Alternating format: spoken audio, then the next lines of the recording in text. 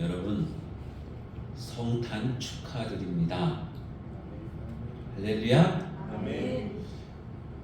성탄 축하할 때 누가 가장 축하를 받아야 될까요? 첫 번째 하나님, 두 번째 예수님, 세 번째 우리들. 누가 축하를 받아야 될까요? 손 들어볼까요? 1번 없어요? 2번 네, 두 분 있고, 3번 한 사람 있고 두 사람 있고. 그럼 세 분은 뭐예요? 몰라요? 한번 생각을 해보시죠. 누가 축하를 받아야 될까요? 하나님이 축하를 받아야 될까요? 하나님은 자기 독생자를 이 땅으로 보내셨어요. 저 하늘의 모든 영광을 다 뒤로 하고 이 땅으로 보내신 거예요. 축하 받으셔야 돼요? 안 받으셔야 돼요? 아니잖아요. 그죠? 네. 하나님은 어떻게 보면 손해본 거잖아요. 그 두 번째 예수님은요? 예수님은 왜 축하를 받아야 될까요? 생일이니까.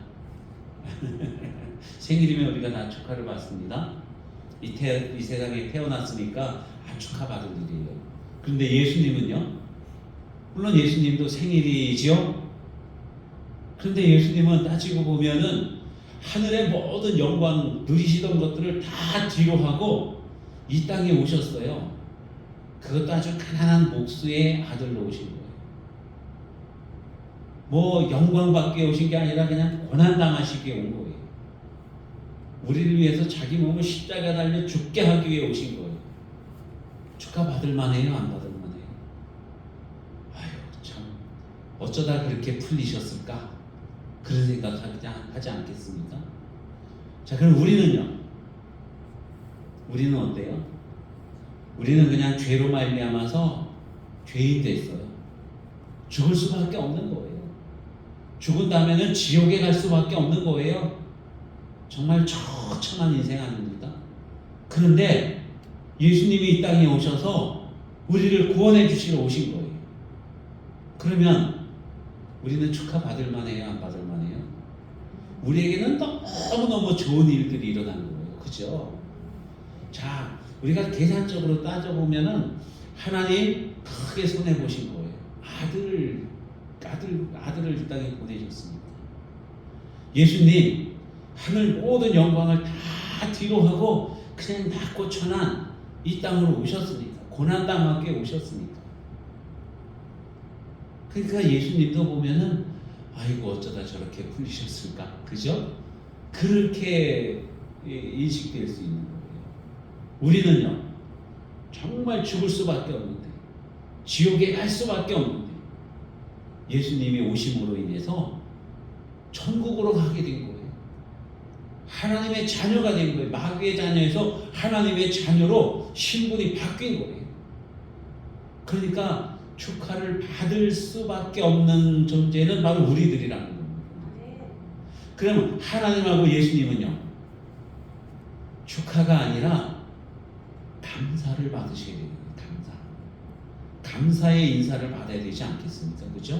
하나님 정말 감사합니다. 우리를 구원하기 위해서 독생자를 주셨으니까 얼마나 감사해요. 예수님 정말로 감사합니다. 우리를 구원하기 위해서 그 하늘 영광을 다 버리고 이 땅에 오셨으니까, 우리를 위해서 고난을 당하시고 십자가 달려 죽으셨으니까 예수님께 감사한 거예요. 우리는 축하받아야 돼요. 내일 모레 글피 수요일 날이 성탄절입니다. 성탄 축하합니다 할 때요, 여러분 왜 우리가 저분에게 성탄 축하합니다 하고 인사를 해야 되는지 그 의미를 알고 그리고 인사하시기를 바랍니다. 지옥에 갈 수밖에 없었던 당신이었는데 이제 천국 가게 생겼으니 얼마나 축하드릴 일입니까? 그죠? 옆 사람 한번 보세요. 축하받을 만합니까? 예? 축하받을 만한 거예요. 예. 우리는 왜? 너무나도 좋은 선물을 받았으니까. 그리고 하나님께 감사하고 예수님께 감사하는 그러한 저와 여러분이 되시기를 바랍니다.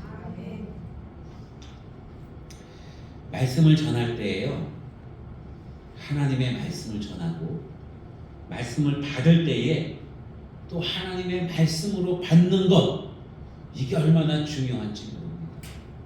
여러분, 이 강단에서 들려지는 말씀이 하나님의 말씀으로 들려지는 저와 여러분이 다 되시기를 축원합니다.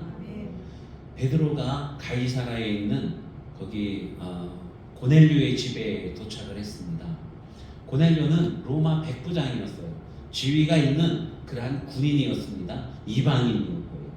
그런데 이 고넬료가 베드로 사도가 자기 집에 왔을 때에 베드로 앞에 꿇어 엎드려서 그렇게 말합니다. 우리가 다 여기 있나이다. 하나님 앞에 있나이다. 말씀하옵소서 우리가 듣겠나이다. 하나님 앞에서 하나님의 말씀을 듣는 그 고넬료는 정말 믿음이 좋은 사람이고 복된 사람입니다.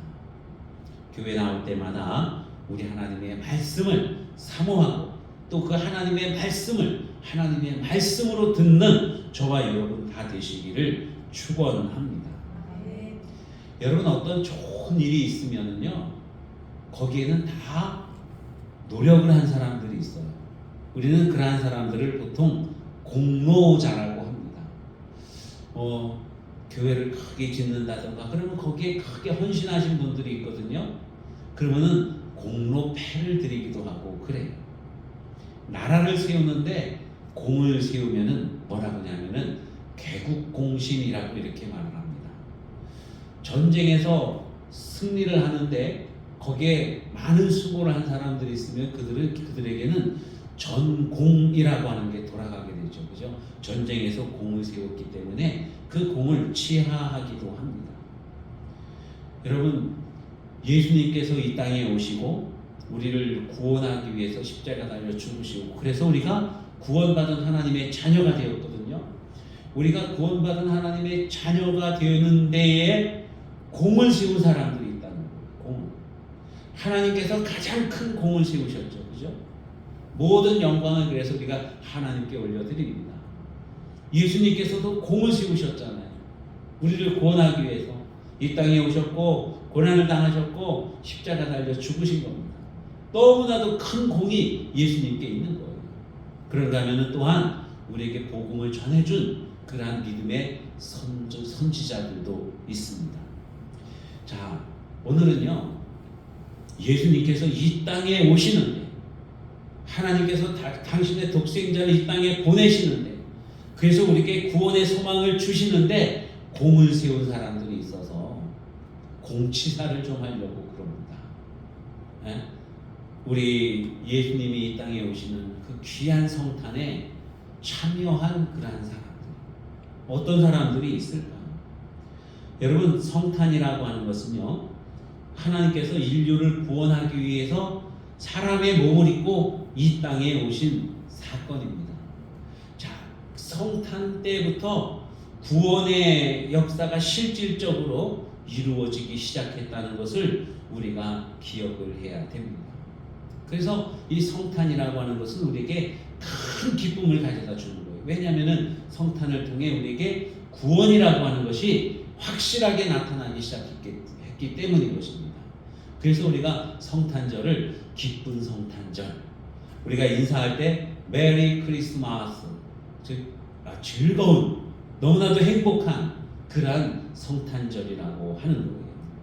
그런데 여러분, 우리가 이러한 그 성탄절, 기쁜 성탄절을 맞이하기 위해서는요, 하나님께서는 큰 고난을 당하셨다는 거예요. 고통을 당하셨다는 겁니다.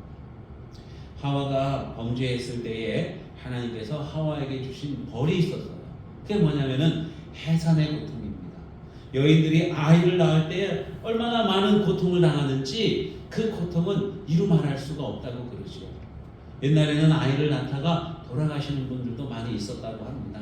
그래서 아이를 낳기 위해서 방으로 들어갈 때 신발을 벗어놓고는 뒤돌아보면서 신발을 한번 다시금 봤대요.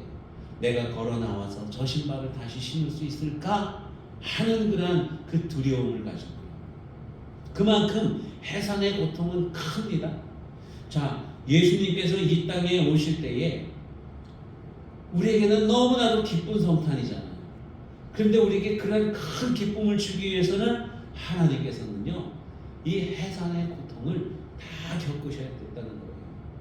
자기의 독생자 예수 그리스도를 이 땅에 보내셔야만 되는 그 아픔을 하나님께서 당하셨다고 하는 것입니다.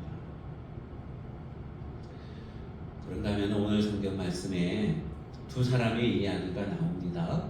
한 사람은 마리아이고 한 사람은 그의 정혼자인 요셉을 말하고 있어요.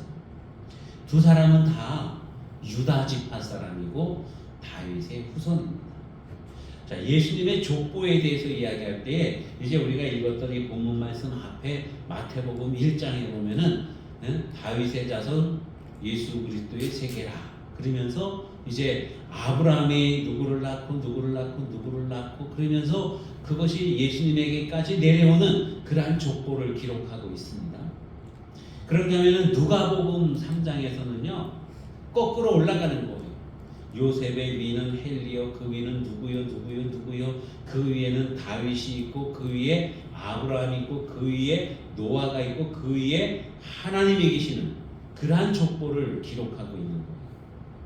그 족보가 이렇게 다르게 기록이 되어져 있는 이유는 이 마태복음에 있는 족보는 바로 예수님께서는 다른 누구가 아닌 이스라엘을 구원하기 위해서 오신 분이라고 하는 그러한 의미에서 아브라함의 자손들에 대해서 쭉 이렇게 기록을 하고 있습니다.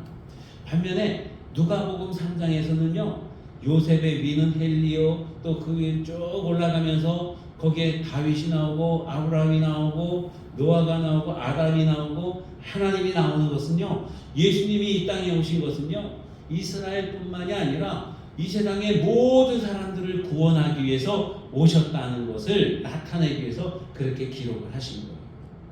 자, 마태복음에는 보면은 이 요셉 아버지 야곱 그쪽 계열로다가 족보가 쭉 기록이 되어져 있고 또 누가복음 3장에 있는 그 족보는 요셉의 족보가 아닌 마리아의 족보인 거예요. 마리아의 족보. 그래서 이 마리아를 통해서 예수님이 오셨다.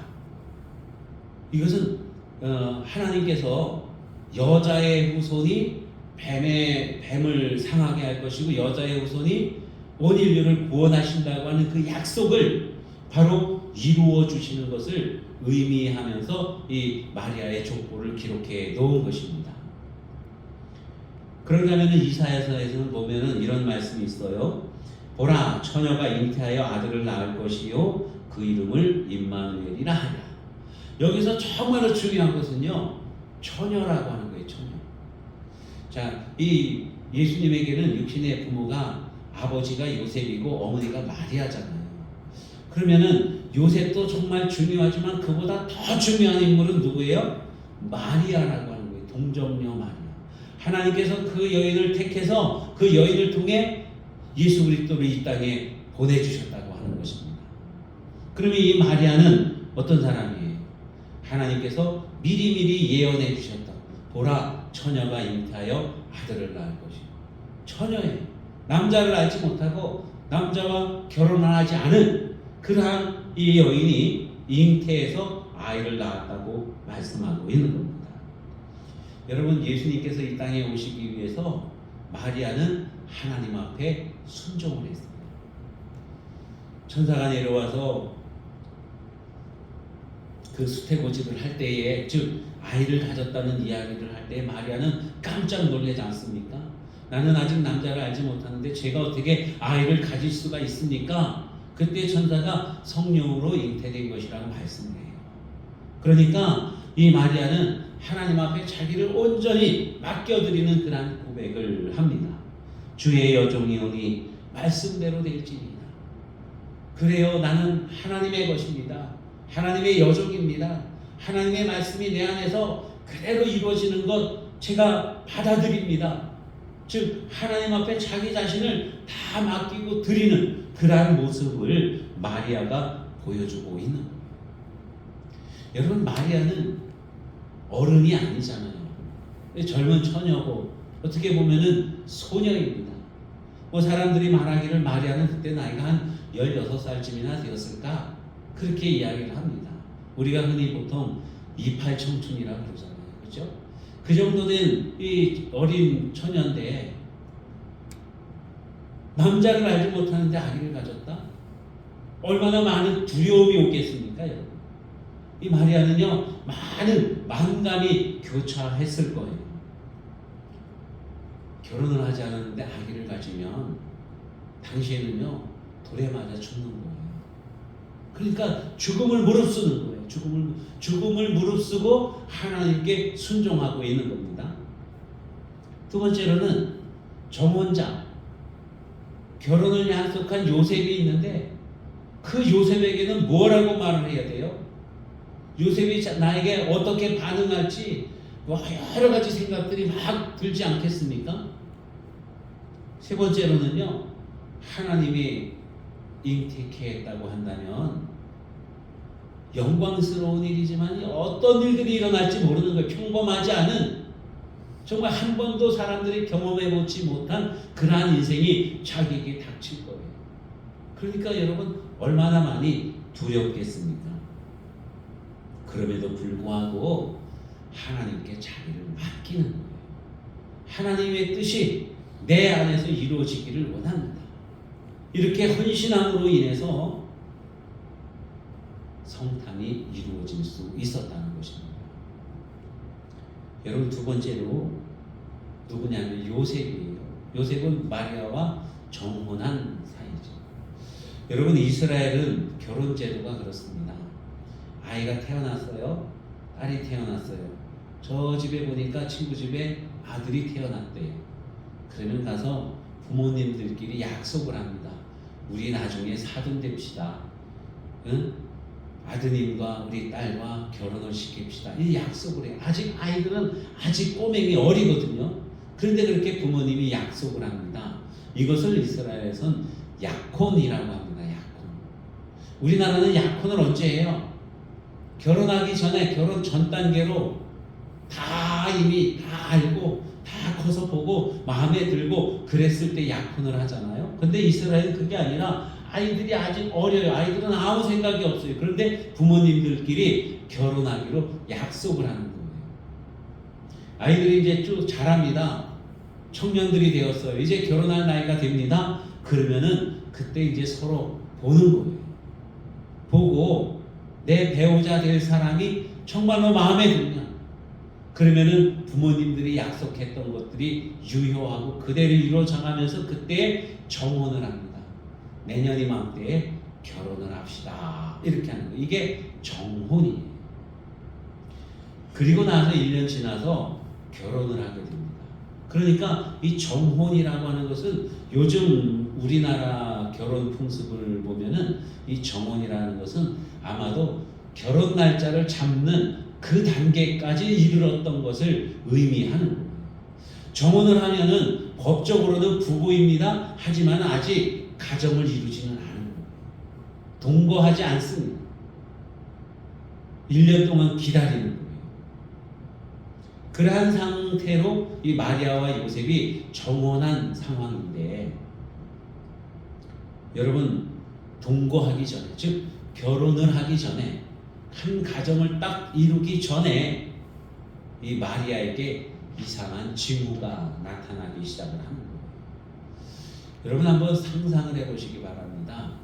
부모님들이 어렸을 때 마리아는 네 색시감이야, 요셉은 네 신랑감이야, 이렇게 얘기를 많이 들어왔어요. 그러다가 이제 지나면서 좋은 어떤 그런 그 마음들도 가지고는 있었겠죠. 그런데 이제 실질적으로 나이가 차서 정혼을 했어요. 둘이 만나서 정말로 맞선을 보고 정말 마음에 들어요. 결혼하기를 원합니다. 1년 있다가 결혼합시다. 이렇게 딱 했습니다. 그리고 시간이 지나가면 이 두 청춘 남녀의 마음에 어떤 생각이 들겠어요? 너무너무 보고 싶지 않겠습니까? 내 색시가 될 사람, 내 신랑이 될 사람 얼마나 많이 보고 싶겠어요. 그러면은 아마도 요셉은 그 아직 가정을 이루진 않았지만 자기 색시될 그 마리아를 흘끔흘끔 가서 이렇게 눈여겨보고 쳐다보고 보고 싶어 또 이렇게 담장 너머로도 보고 이러지 않았겠습니까? 여러분 같으면 그러지 않았을까요? 결혼을 앞두고 있으면은 막 서로 막 보고 싶잖아요. 그죠? 저희가 결혼을 하려고 이렇게 약속을 하고 결혼 언제쯤 할까 그러다가요. 좀 땡겼어요. 원래는 그 해가 좀 지나가고 겨울쯤에 이렇게 결혼하려고 했는데 갑자기 우리 그러지 말고 빨리 합시다 그래갖고 한 5달 정도를 땡겨가지고 여름에 결혼을 했습니다. 왜냐하면은 너무 보고 싶어서 만나면은 헤어지기가 싫어서 그냥 각자 헤어져가지고 집으로 가는 게 너무 싫어가지고 빨리빨리 결혼합시다 그래갖고 7월 17일 날 결혼을 했거든요. 여러분 정혼을 하면 정말 결혼하기로 약속을 하면 그런 마음이 들잖아요. 우리만 이상한 거예요? 그거 아니죠. 다 그런 거죠. 마리아 요셉은 다를까요? 그들도 아마 그랬을 거예요. 1년이 너무 길었을 거예요. 그래서 막 날짜가 기다려지고 또 내 결혼할 상대자가 보고 싶고 그래서 어쩌면은 이 요셉도 이 마리아가 살고 있는 가나라고 하는 그 동네 나사렛은 멀진 않습니다. 그 동네로 가가지고 멀리 발치해서 이렇게 마리아를 보고 아마 그랬을 거예요. 그랬는데 마리아의 모습이 잠깐만 좀 이상해지는 거예요. 예전 같지가 않아요. 뭔가가 달라져 있어요. 다른 사람들은 모르는데 여러분 요셉은 마리아를 잘 눈여겨볼 거 아닙니까? 근데 뭔가 달라진 거예요. 보니까 마리아가 아기를 가지고 있는 거예요. 여러분 요셉은 아무에게도 말을 할 수가 없어요. 이거 자기 아기가 아닌데 마리아가 아기를 가지고 있거든요. 어떤 생각이 들겠습니까? 도대체 누구의 아기일까? 어쩌다 저렇게 됐을까? 왜 저렇게 됐을까? 우리 관계가 이렇게 됐을까? 나는 도대체 뭐야? 온갖 여러 가지 생각들이 막 들지 않겠습니까? 그죠? 그러면 당시에 요셉이 어떻게 됐을까요? 보통 사람 같으면요 아마도 마리아를 고소를 했을 거예요. 우리는 정혼한 사이인데 내 아이가 아닌 다른 아이를 가지고 있습니다. 여러분 이것 좀 밝혀주세요. 이러지 않겠습니까? 그러면은 그러한 상황이 되면은요, 여러분 마리아는 이 정말로 저작거리로 끌려 나가서 사람들이 던지는 돌에 맞아 죽습니다. 요셉은 도저히 그럴 수가 없는 거예요. 고민하다가 가만히 끊고자 합니다. 그냥 어떻게든 좋게 잘 해결하고 마리아는 또 가정을 이루고 자기는 또 떠나고 어떻게 잘 해결하기를 원하는 그런 마음을 가지고 있는 거예요. 여러분 사실 요셉은 마음에 큰 섭섭함이 있어요. 이 마리아에게 따져가지고 정말로 막 흔들면서 뭐 어떻게 된 거 막 이렇게 따지고 묻고 싶고 정말 원수와도 같아요. 그런데 요셉은요 자기가 아프고 속상하고 이런 마음보다도 오히려 마리아를 더 걱정을 하는 거예요. 자기를 배신 때린 그 여인을 더 걱정을 해서 어떻게 하면 마리아가 정말 어려움을 당하지 않을까. 그래서 고민하면서 가만히 끊고자 했다. 이렇게 말씀하고 있는 겁니다. 여러분 성경에 보면은 이 요셉을 어떻게 표현합니까? 요셉은 의로운 사람이라. 그래서 가만히 끊고자 했다. 이렇게 말씀해요. 의로운 사람.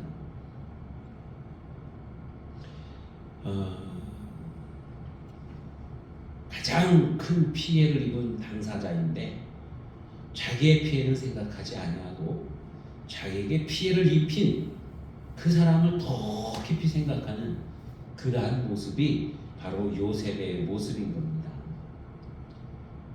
어떻게 하면은 잘 살릴 수 있을까? 여러분, 우리 하나님을 믿는 사람들은요, 어떤 판단을 할 때에 올바르게 잘 판단을 해야 됩니다. 법적으로 판단을 하느냐, 계산적으로 판단을 하느냐, 아니면은 하나님의 자녀이니까 하나님의 마음, 은혜의 마음을 가지고 판단을 하느냐, 이게 정말로 중요하다고 하는 거예요. 우리 교회가 속해 있는 노회가 서울 서남 노회인데 이쪽 김포 또 저기 강서 지역 또 구로 또 뭐 부천 안산까지 굉장히 범위가 넓습니다. 그래서 교회가 많아요. 150개 교회가 넘습니다. 노회를 할 때 노회를 이렇게 하면 이제 목사님, 장로님들이 쭉 모여서 한 300~400명 모여갖고 회의를 하거든요. 그러면은 여러 가지 안건들이 나오고 여러 가지 다툼들도 있습니다. 어떤 경우에는 정말 이렇게 뭐 좀 부족하지만 조금 모자라지만 그래도 북돋워주고 용기를 주는 차원에서 은혜로 그것을 이렇게 다 받아주는 그러한 예들이 많이 있는데 간혹 보면은 어떤 분이 손을 번쩍 들면서 법이요 하고 이렇게 말을 해요. 법이요. 법이요라고 하는 건 뭐냐면은 그냥 이렇게 대충 넘어가지 말고 꼼꼼히 따져보고 법대로 판결을 해야 된다는 그러한 이야기를 하는 거예요. 그러면은 좀 이렇게 모자라도 좀 띄워주고 모자라도 좀 이렇게 챙겨주고 받아주고 이게 교회에 은혜롭지 않습니까? 그죠? 그런데 법이요 그러면은 좋은 마음을 가졌던 사람들이 다 마음이 한순간에 쫙 얼어붙는 거예요. 얼어붙어요. 따지고 시시비비 가리고 그러면은 이제 시끄러워지니까요. 그때 이제 이렇게 은퇴하시고 또 그런 덕이 있으신 그러한 목사님이 이런 말씀을 하십니다. 여러분, 하나님께서 법대로 하셨다고 한다면 오늘날 이 자리에 있을 사람이 어디 있습니까? 그냥 은혜로 합시다. 이러면은 다 이제 무마가 되어지는 거예요. 은혜로 한다는 것. 여러분, 이게 정말 중요해요. 법대로 하면은 이 세상에 살아남을 사람이 아무도 없고 하나님의 자녀가 될 사람이 아무도 없다는 것. 그러나 우리 하나님께서 은혜를 베풀어 주셨기 때문에 오늘날 우리가 하나님의 자녀가 되어질 수 있는 겁니다. 요셉은 바로 그러한 그 하나님의 마음을 닮은 사람이었어요. 그래서 하나님께서 요셉은 의로운 사람이라. 법대로 하면은 마리아는 끌려다가 돌에 맞아 죽을 수밖에 없지만 요셉은 은혜로운 마음으로 이 모든 것들을 해결하고 싶은 거예요. 그래서 가만히 끊고자 했다 이렇게 표현하고 있습니다. 따지고 또 따지고 그러면 자기는 의로운 사람, 자기는 자기 의가 드러나고 자기의 존재감은 나타나겠지만은 온통 시끄러워지고 누군가는 큰 피해를 입게 되는 것입니다. 어떤 사람들은 보면은 자기에게는 아주 관대하고 다른 사람에게는 인색하고 법의 잣대를 다른 사람에게 들이대는 그러한 사람들이 있어요. 이런 사람들을 일컬어서 내로남불이라고 그렇게 말하기도